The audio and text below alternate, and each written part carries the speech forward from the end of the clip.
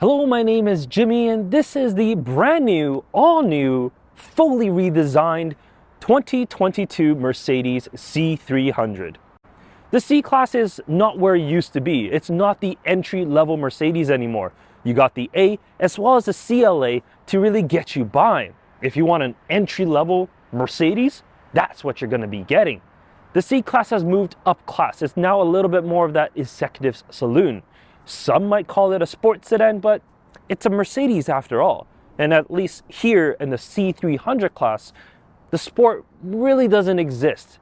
It has the night package, which comes with sportier bits like AMG wheels, AMG mats, and some other things, but doesn't really have that sportier feel when driving it.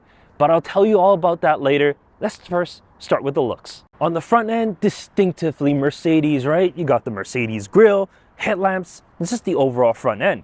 But check out the details. The grille, it has little Mercedes logos inside. The headlight, it's a digital light system which projects onto the road and actually illuminates different areas of the path in front of you. And because it does have the AMG night package, you do get a more aggressive front bumper. On the side of the vehicle, we got standard 18-inch wheels, but these are the optional 18-inch 5-spoke AMG alloys. And actually, they look really, really good. In my opinion, they kind of remind me of like the AMG GT wheels that I had a few weeks back. I mean, it's different, obviously, but it has that very similar style. I like those. But on this particular one, there's a lot of brake dust on it. And instead of being glossy black, it's now turned into this really ugly brown color. But a car wash can mitigate that. Because this does have the night package, I do have blacked out mirror caps, and the window surrounds are also darkened. Looks good on here. And because it has the premium package, there's a lot of packages here, you do have keyless access, so you can lock the vehicle from the front as well as the rear. So I can easily unlock the rear of the vehicle, get access to the rear, throw things in just with ease.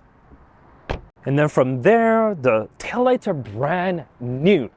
Mercedes says that this is the first C-Class that they had, well, the taillights not only on the body, but also on the trunk lid, which is unique, let's say. But they actually did do this on like the coupes and the wagons, but first time on a sedan anyways. The rear end, I would say it's not as distinctive as before, but it still looks good. You do get some fake exhaust tips on the bottom, and they're really fake. There's nothing through those chrome tips. I mean, overall, the vehicle, it looks good in a sense that it looks like a Mercedes. It looks like the new S-Class, but it's not distinctive anymore. It doesn't have that bold crease across the side. Some may like it, some may not, but it's still classy overall. If we check out the trunk here, it does have a powered trunk here. This is part of that premium package. We get 12.9 cubic feet of space, which actually isn't too bad. And underneath the low floor, there's more space because there's no spare tire or there's just a can of Fix-A-Flat. There's actually quite a bit of space that you can throw whatever you need underneath. And with many Mercedes products, you get this instant crate. So instead of, going shopping with plastic bags, you can just use one of these. I mean, sure, it's only a couple dollars worth of plastic here, but the nice part is there's a space for it, which means hopefully, if you put it back, you never leave home without it. So that's quite clever.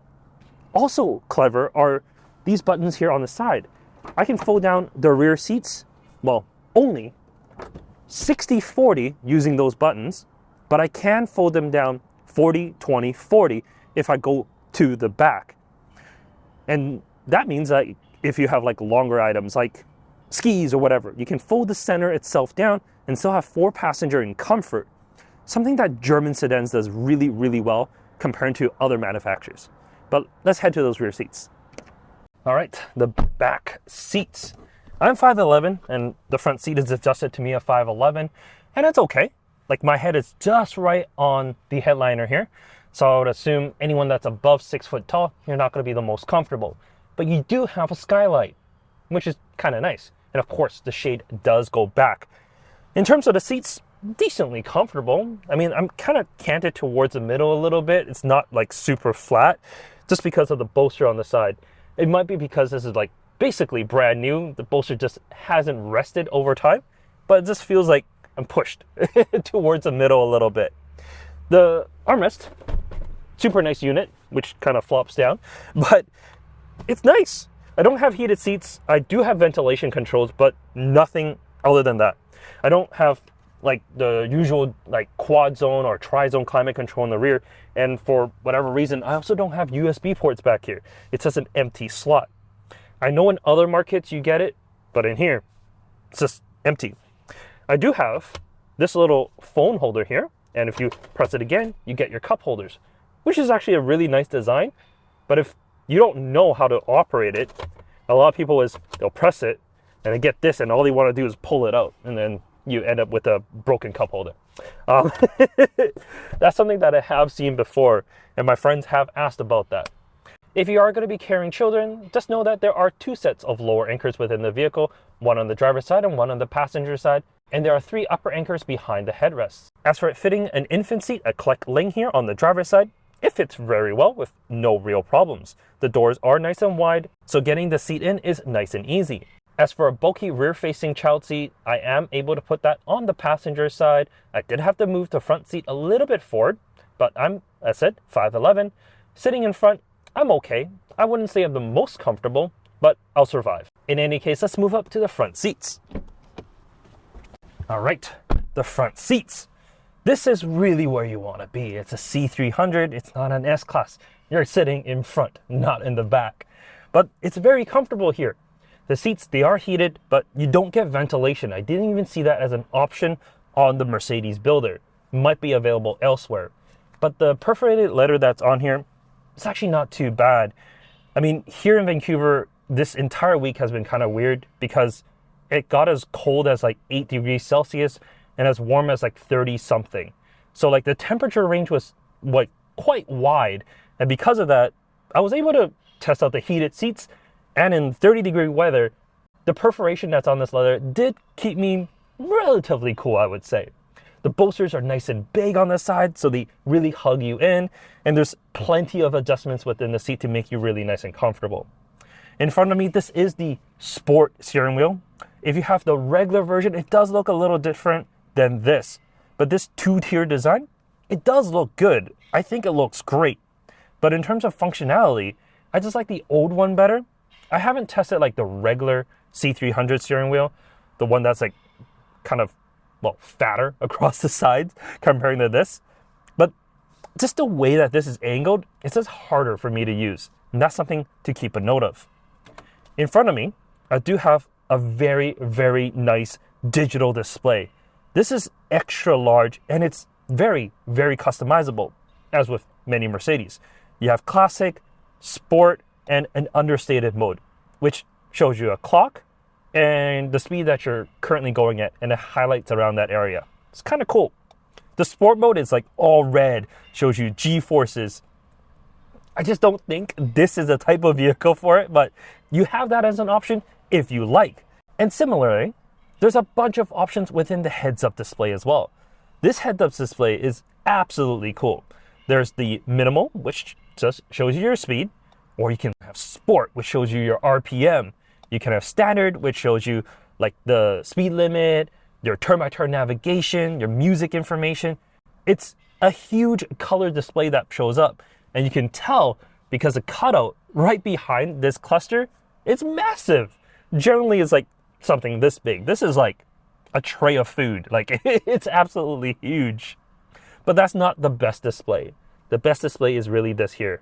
This infotainment display. It's not for everyone. Not everyone's gonna love it because it's a full digital display.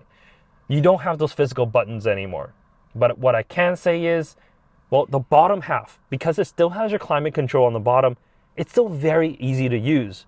One touch to go into your Apple CarPlay. And I mean, the overall menu system, it's just very simple. You have your home button, you got everything there. You can go to your Sirius XM satellite, car information, settings, everything is right within the menu. And the icons are nice and huge so that, you know, when you're driving along, it's easy for you to click. Sure, a physical button will probably be easier, but this is the way forward, isn't it? And honestly, it's just not that bad. let's stop complaining about screens. Below, we do have a wireless Qi charger and our 2 cup holders and a decent size center armrest here in the middle. There are 3 USB-C ports in this vehicle because I don't get any in the rear. So 1 here and 2 in the center console, which, I mean, for most, should be enough. I mean, overall, this interior, it's really nice, actually. The stitching that's across the side, across the dash, the vents in the center, like, it's all really, really nice. Is it as creaky as other Mercedes? I don't think so. I don't think it's any worse, but it does feel solid, especially the center console. I can't move it. In some other Mercedes products, I could before. So I think this is still built really, really well. And I just love this vent, because when you put it right back in the center, it has a very satisfying click to it. And I just love it. And this is still very reminiscent of like the older C classes because they had the 3 vents in the center. But of course the vents and the screen kind of just trade places. But anyways, let's talk a little bit about this powertrain before we get out on the road. Under the hood of this W206, as it's known, it's the 2-liter turbo with an EQ system. It makes 255 horsepower and 295 pound-feet of torque. That EQ system alone can generate 20 horsepower and 148 pound-feet. 4MATIC in Canada here is standard, as well as the 9-speed automatic. And all of that translates to a 0 to 62 mile per hour time of about 6 seconds. It sounds good getting there, but I would say it's not the quickest, because a BMW 330 or the Audi A4 is quicker than this. So why? Well, most people that's going to be buying a Mercedes product won't care about how quick it is. I mean, you might if you're buying an AMG product, an actual AMG product. But a C300 is not about power. It's about comfort. It's about luxury. And as kind of like a baby entry-level Mercedes product, actually it fits the whole Mercedes vibe. Suspension, it's supple, it's soft. It's on regular steel springs. It doesn't have adaptive dampers or anything crazy like that. So even if I put it on sport mode, the only thing that changes is steering wheel weight, just how the throttle modulates, as well as how much sound it comes into the cabin. Because it does have that, engine sound piped in through the speakers kind of thing. I mean, take it or leave it. It's not a thing that I worry too much about, because for a lot of people, they won't be able to tell the difference because it's actually a really good system overall. The only thing that I have problems with this vehicle, I mean, there's 2 things really. The first is when it's cold. As said in Vancouver this week, I mean, it's as cold as 8 degrees in the morning. And when it's 8 degrees in the morning, the transmission doesn't want to shift. Like, it stays on first gear up to like 3,500 RPM. Then it shifts. And when it does, it's clunky. It just doesn't really want to do normal things when it's cold. I mean, it might be a little bit different when the climate's a little bit warmer or what have you. But this car is in a heated garage overnight. I mean, not like fully heated. It's like 12, 15 degrees Celsius. So it's warm enough that it shouldn't cause these issues. But it did. It just was jerky. But you drive around the block a few times and it's fine. No real problems after that. The second issue is the brakes. When you tap like the first third, like I'm doing right now, the only thing you're doing is activating a red light in the back, but you don't feel a single thing. And then once you hit it, the brakes come in so hard. It's so weird. I'm going to take a turn quicker first. I still like this vehicle dynamically. It actually drives really well. But anyways, back to the braking thing. When you hit that spot, it brakes really, really hard. And when it does, it launches your entire body forward and everyone that's inside this vehicle. So it's just so weird, that brake pedal feel. You'll get used to it over time, but it'll take a long time for you to get used to. I mean, I've driven this car 450 kilometers and I haven't really gotten used to it just yet. It's been a week. if you own the vehicle, it might be a little different, right? But I must say, that brake feel right there, it's just a little bit odd. However, it gets worse. Because when you're braking, coming to a full stop, the EQ system, the mild hybrid 48 volt system, it's great. It really is. Because the start stop is so smooth, and it's just able to like start the car in like this gentle kind of comfort mode. It doesn't have that harsh starter sound that you normally would get in regular engines. So I love the EQ system for that. But as you're coming to a complete stop, the vehicle, it shuts off the engine. So you're basically coasting in neutral, which means you have to reduce the amount of braking pressure because there's nothing pushing your car forward. So you're like feathering that brake pedal. You're barely touching it as it comes to a stop. And when you do come to a stop, because you're barely on that brake pedal to make the stop more comfortable, well, the EQ system, once you come to that complete stop, in like a second, it's gonna think, hey, you're really, really light on that brake pedal, which probably means that you wanna get going. So let me start the engine. And when it does, well, what happens is it jerks the vehicle forward. It's I mean, if you get really used to the system, right? If you're able to basically like come to a complete stop, and immediately once it comes to that complete stop, you push that pedal in all the way, or a lot more than, you know, that feathering, then it's fine. Then it's able to like be like, hey, you actually do want to stop the vehicle. I'll leave the engine off. I won't turn it back on, and you won't get that jerking motion.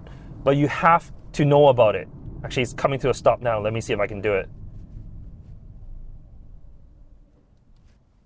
Okay, so that was a little jerky when coming to a stop. And okay, the EQ system just turned back on. So if I press it in more, oh no, the start stop won't turn on now.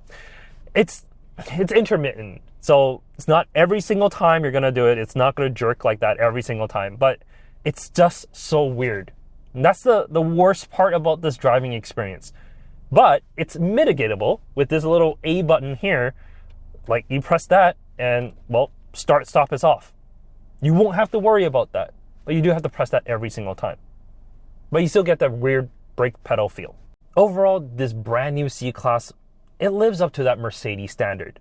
The outside as well as in, absolutely beautiful. Some might say the outside's a little bland, but in my opinion, I don't think it really is. It's just that baby S-Class look. And the new S-Class, it's maybe a little bland. But if you really want bland, there's the Audi A4 for you. The inside though, absolutely not. It's a stunning interior with high quality materials all around. It's solid. The stitching, the screens, it all looks really, really good. And it all feels nice and high end, which is exactly what you want in a Mercedes product. The base price of this at $56,700, if I recall correctly, it's a pretty good base and pretty good starting point. But you're not going to walk out of a Mercedes dealership spending only that. You're going to spend more. As equipped here, it's about 70,000 Canadian dollars. 68 something, basically 70,000. And it comes with most of what you need other than one thing, the intelligent drive package. If you're buying a Mercedes product, I would definitely recommend that. It comes with the adaptive cruise, the lane centering. It just makes driving easier as well as safer. Because those safety features, this is like, you don't know you need them until you do. If you're going to be driving in the city, like few minutes a day kind of thing, you probably won't use that. But if your commute is a little bit longer, or if you like to, go longer distances, it actually will be very, very handy. Because on here, as equipped, all I have is a standard cruise control, which means I set a speed and that's all it does. It doesn't keep in the lane. It doesn't do anything else. $30,000 Honda Civic has those features. This doesn't. That's kind of weird. But it's a Mercedes product after all. You're not buying a Civic. You're not buying that. You're buying into luxury. And this is a great luxury product. If you want sport, you're buying a BMW. If you want bland, you buy an Audi. Sorry, Audi owners. But I think this has everything that you need in terms of a luxury package. It looks good on the inside. That's really where you're going to spend your time. And that's, in my opinion, what really matters. In any case, thank you so much for watching this video. Like the video if you do, subscribe if you want to see more, and we'll catch you next time. Take care.